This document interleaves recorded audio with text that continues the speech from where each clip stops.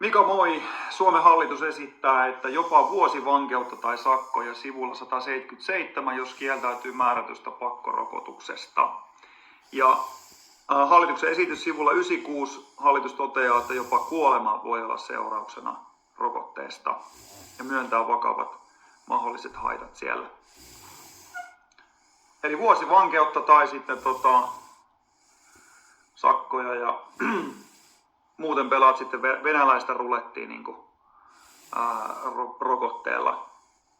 Mä kysyn vaan, että onko maailmassa joku perhe, terve perhe, jossa mutsi ja faija sanoo niiden skideille, että hei, nyt jos et ota tällaista lääkettä, joka voi laittaa sut pyörätuoliin, antaa neurologiset oireet tai viedä sulta hengen, niin me pistetään sut vuodeksi eristyksiin sun huoneeseen tai otetaan sulta vuodeksi viikkorahat pois. Ei kukaan terve perhe toimi tälleen. Tämmöistä Suomen hallitus tuolla itse esittää käytännössä. Käykää lukemassa. Somessa on mun lausunto eri puolilla, minkä mä eilen sinne annoin tälle STM:lle. Ja mullahan on siis parhaillaan STM vastaan menossa oikeudenkäynti. Ja se on nyt Euroopan ihmisoikeustuomioistuimessa jo.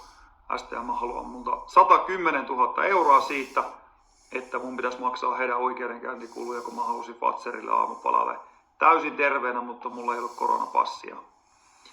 Ja tässä on hyvin huolestuttavia juttuja tässä hallituksen esityksessä. Ja mä kysyin ihan suoraan nyt vaan teiltä, persut, KD, kokoomus, RKP, missä on teidän ministereiden, esittäjien ja sitten näiden virkamiesten, ketkä tätä laatinut, inhimillisyys, eettisyys, vapaan tahdon kunnioitus ja kaikki tämmöinen. Niin missä se on?